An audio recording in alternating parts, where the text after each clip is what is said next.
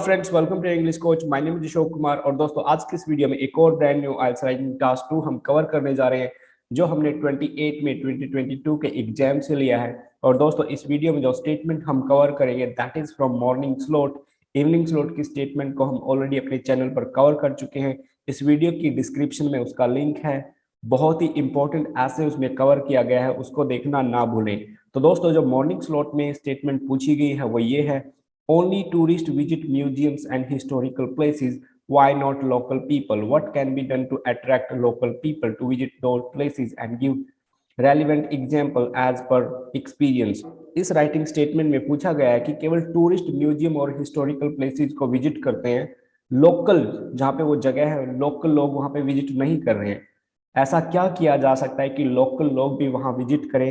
Relevant example आपको देने हैं इस ऐसे में, right? So first of all, you need to understand the statement, and when you understand the statement, things are easy for you. तो हमारी स्टेटमेंट क्या कहते हैं कि जो कौन होते हैं जो दूर दराज से आके वहां पे उस जगह को विजिट करते हैं, लेकिन लोकल लोग हैं, लोकल का इंटरेस्ट इन जगहों में आजकल नहीं रहा है।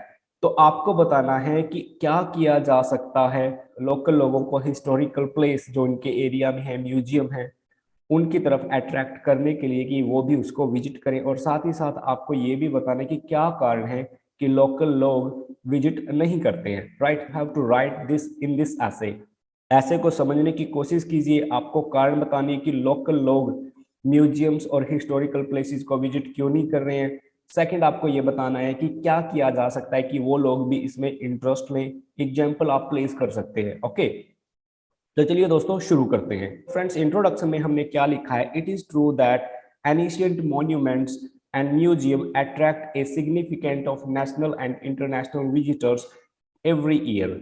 जो एनिशियंट मॉन्यूमेंट्स हैं, हिस्टोरिकल प्लेसेस हैं और म्यूजियम्स है, वो number of national and international visitors को अट्रैक्ट करते हैं, जो एक सिग्निफिकेंट नंबर है। However, local people are less intrigued to visit such popular sites. जो लोकल पीपल हैं वो बहुत ही कम इंटरेस्टेड है, बहुत ही कम इंटरेस्टेड है, लेस इंट्रीग्ड है to visit such popular site. I believe this trend has several reasons. मैं मानता हूं कि इस बात के, इस ट्रेंड के बहुत से रीजन हैं, और some concrete steps can be taken to have area people see these sites.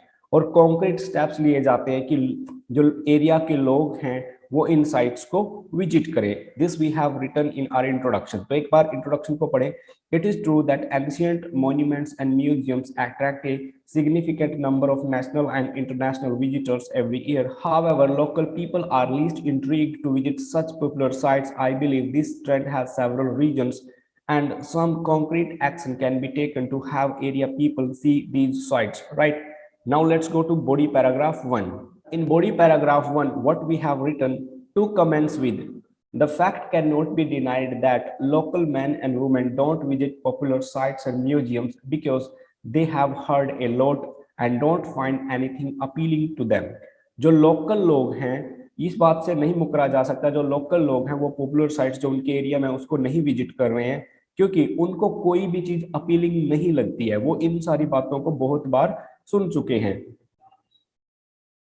While, जबकि people from far and wide, लेकिन दूर दराज से, people from far and wide are fascinated to visit such historical places.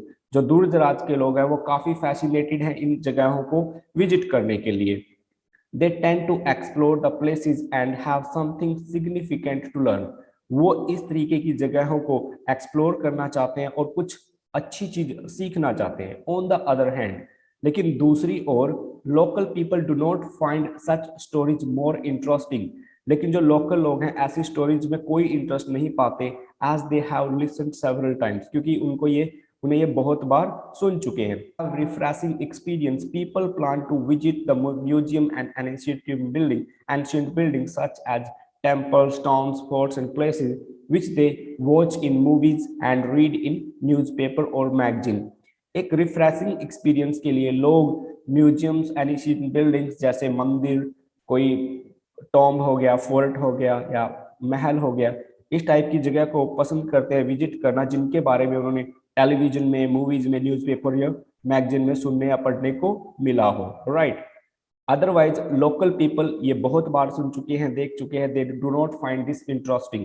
So in body paragraph 1 what we have written, the fact can not be denied that local men and women do not visit popular sites and museums because they have heard a lot and don't find anything appealing to them, while people from far and wide are fascinated to visit such historical places. They tend to explore the places and have something significant to learn. On the other hand, local people do not find such stories more interesting as they have listened several times. To have refreshing experience, people plan to visit museum and ancient buildings such as temples, tombs, fort palaces, which they watch in movies, read in newspaper or magazine. Right?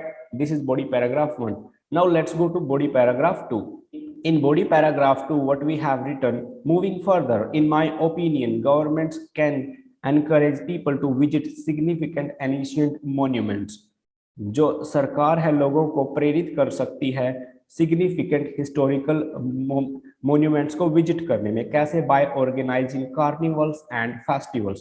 Carnival और festivals को organise करके which celebrate the significance of these religious and historical places, जो इस तरीके की ऐतिहासिक और धार्मिक प्लेसेस को सेलिब्रेट करते हैं. Because carnivals and festivals still attract large number of people from all over the world. क्योंकि जो कार्निवल्स और फेस्टिवल्स हैं वो अभी भी विदेशों पूरी दुनिया, क्योंकि जो कार्निवल्स हैं अभी भी पूरी दुनिया से लोगों को अट्रैक्ट करते हैं.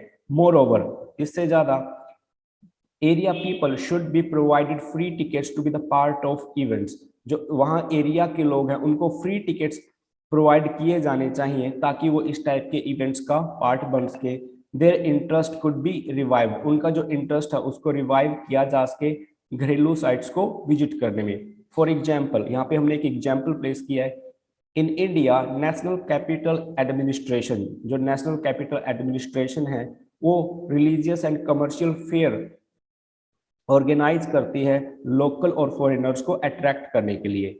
इन India national capital administration organizes religious and commercial fairs to attract local and foreigners. As a result, every year many people visit such sites. हर साल बहुत से लोग विजिट करते हैं. तो body paragraph 2 what it says, moving further, in my opinion, the government can encourage people to visit significant ancient monuments by organizing carnivals and festivals which celebrate the significance of these religious and historical sites.